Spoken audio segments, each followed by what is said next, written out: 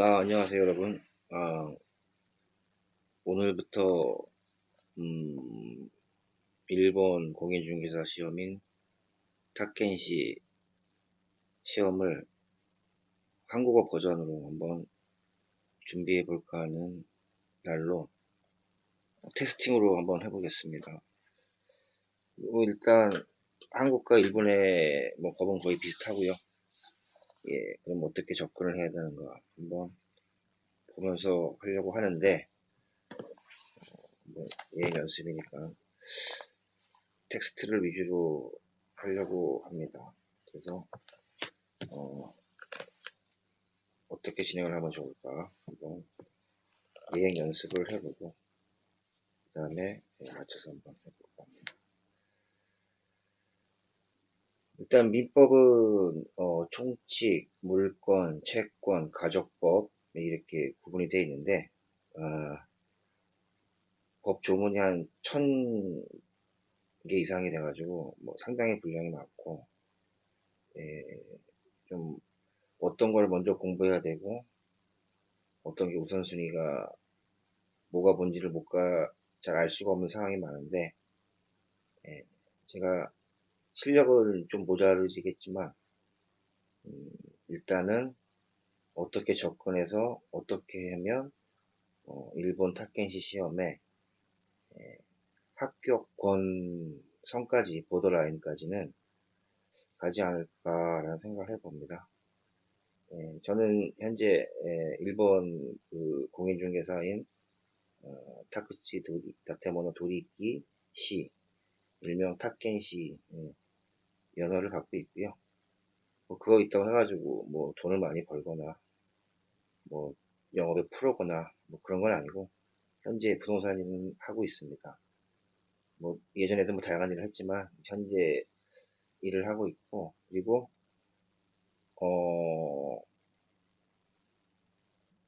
대략적인 거는 이제 솔직히 시험에 가장 중요한 게 물론 이제 제 다른 그 영상에도 올려놨지만 음, 50문제가 나거든요. 그걸 이제 2시간 안에 풀어야 되는데, 어떻게 되면 좋을지에 대해서 차근차근 얘기해 볼게요. 일단 총칙을 한번 보면, 어, 항상 보면 이제 능력에 관해서 나오거든요. 행위 능력, 그다음에 의사 능력, 권리 능력.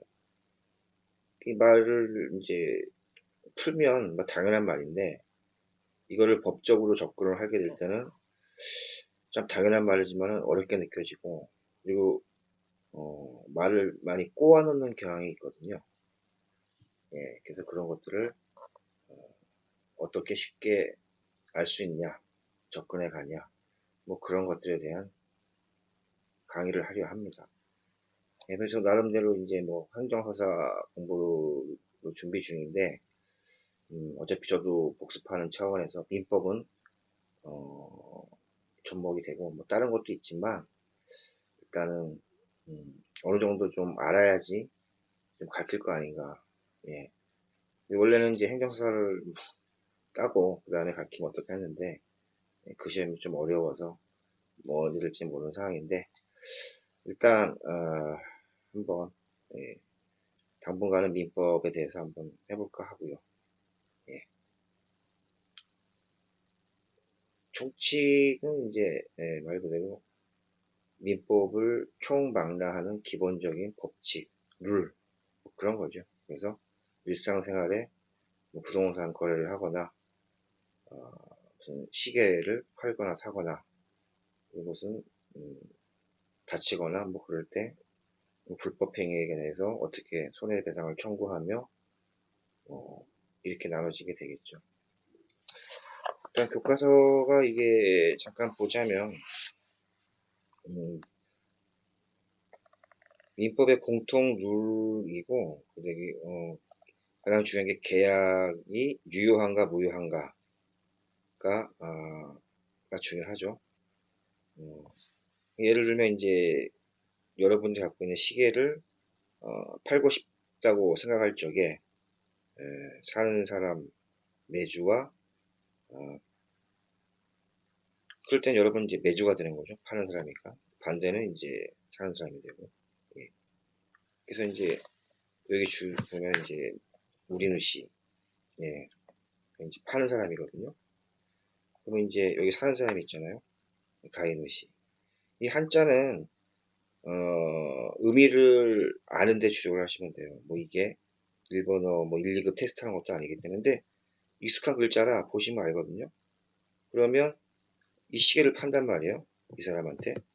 여기 잘 보일지 모르겠는데. 그러면 이럴 때 의사 표시를 하죠. 예, 팔겠다, 사겠다. 예.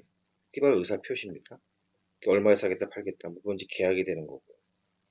그래서 이 사는 사람이, 요 사람이, 이 사람이 이제 파는 사람이, 요 사는 사람이 착각을 해가지고 계약을 할 수가 있잖아요. 그게 이제 착오가 연결되겠죠.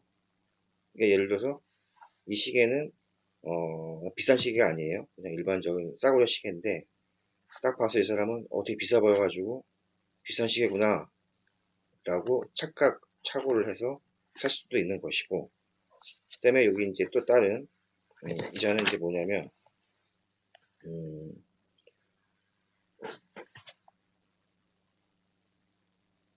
이 사람은 이제 흥정을 하는 거죠. 옛날 시계니까 좀 싸게 팔아라 라고 얘기를 하는 거고, 그 다음에 이 파는 사람이 우리는 씨가 대리인을 쓸 수 있을 거 아니에요.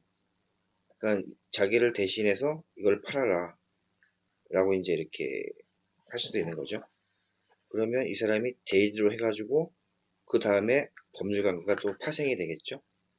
그래서 어 대리에도 이제 뭐 복두리도 나오고 뭐 무권 대리, 표현 대리 나오는데 일단 요 대리 분야도 있고, 그다음에 요 살 사람이 D란 말이에요. 근데 이 사람은 뭐냐면 인지증이 있어요. 그러니까 이제 치매가 있는 거죠. 그래서 이 사람이 좀 착각을 해가지고 인지증이니까 이 시계랑 딱이랑 바꾸자, 교환하자라고 할 수도 있죠. 예, 이거는 이 사람이 행위 능력이 결여가 된 거죠. 이거는 의사가 착오에 대한 건 의사가 잘못했고, 이건 행위. 그러니까 행위 능력, 의사 능력, 권위 능력, 아니, 음, 권리 능력이죠. 이게 갈려집니다. 세 개로. 그 뒤에 설명하겠고. 그 다음에 이 사람도 마찬가지로 애잖아요. 이 어린애. 어린이랑 이제 계약을 할 수도 있지만 대부분 안 되지만 일단 했다 치면 이 아이가 이 시계가 3년 샀는데 제대로 된 거래가 될 수 없겠죠. 그러면 이 두 사람들은 그 행위 능력이 많이 떨어지잖아요.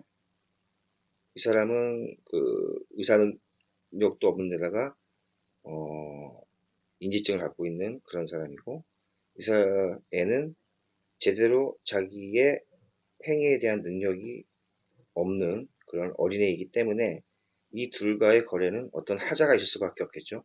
물론 이것도 하자가 있을 수 있고. 그러면 이 아이의 엄마가 법정 대리인이 되는 거죠. 그래서 뭐 나중에 또 공부하겠지만 추인을 하는 거예요. 나중에 인정한다라는 뜻이고, 예를 이제 뭐 이게 원래 100만 원짜리였는데 얘가 50만 원에 샀어요. 그러면 잘 산 거 아닙니까?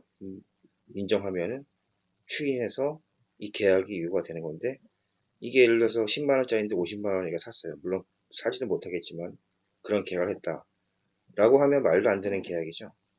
그래서 어린아이 미성년자를 보호하기 위해서 이러이러한 것들이 다 내재가 되어 있다. 뭐 알고 보면 아주 당연한 얘기인데 이게 기본적으로 총칙에 관한 그런 거고요. 예, 오늘 뭐 말일이라 뭐좀 소득도 갖고 그런데 하여튼 이런 식으로 진행을 할까 합니다. 그래서 지금 보니까 글자가 잘 안 보이네요. 예. 능력은 이제 기본적으로 권리 능력, 의사 능력, 행위 능력이 있고, 권리 능력은 태어나면서부터 갖고 있는 능력, 의사 능력은 계약이 어떤 건지 이해가 되기 가능한지를 알 수 있는 능력이고, 행위 능력은 혼자서 완전한 계약을 할 수 있느냐 없느냐라는 거를 일컫는다라고 생각하시면 되고, 앞으로 뭐 이런 식으로 일주일에 한두 번씩은 꼭 올려보려 하고요. 방향성은 합격권, 그리고 내용은 제가 했던 경험을 통째로 되도록 알기 쉽게. 이게 그 모르는 하자들 나오고 하지만 그런 거는 그렇게 필요가 없어요. 그래서 그 50점 중에 한 40점 근처만 가면 합격인데 40점 근처까지 가기 위해서는 되게 어려운 7, 8문제 정도는 풀 필요가 없어요. 이게 틀리면 됩니다. 이게 이제 나온 걸 예상되는 것 중에서 기본적인 거 알고 그런 거에 대해서만 어, 제대로 공부하면 음, 일단은 스킬이나 테크닉은 또 나중에도 강의를 하겠지만 어느 정도 가지 않을까. 그러니까 이제 쓸데없는 걸 공부 안 하게 하는 거고 또 필요한 거 위주로 공부하게 해서 어, 가시권 내에 한번 가보겠다. 이 공부는 지금부터 하는 게 중요합니다. 한 얼추 지금 1월부터 하면 10개월 정도 남았는데 아주 기초가 없더라도 10개월 정도면은 그렇게 불가능한 일이 아니거든요. 네. 자, 오늘은 여기까지 하고 제가 나중에 좀 더 자료들도 좀 준비하고 이 화면이 상당히 중요한데 오늘은 목소리만 나가지만 좀 양해해 주시고 나중에 좀 더 업그레이드 해서 잘 찾아보겠습니다. 감사합니다.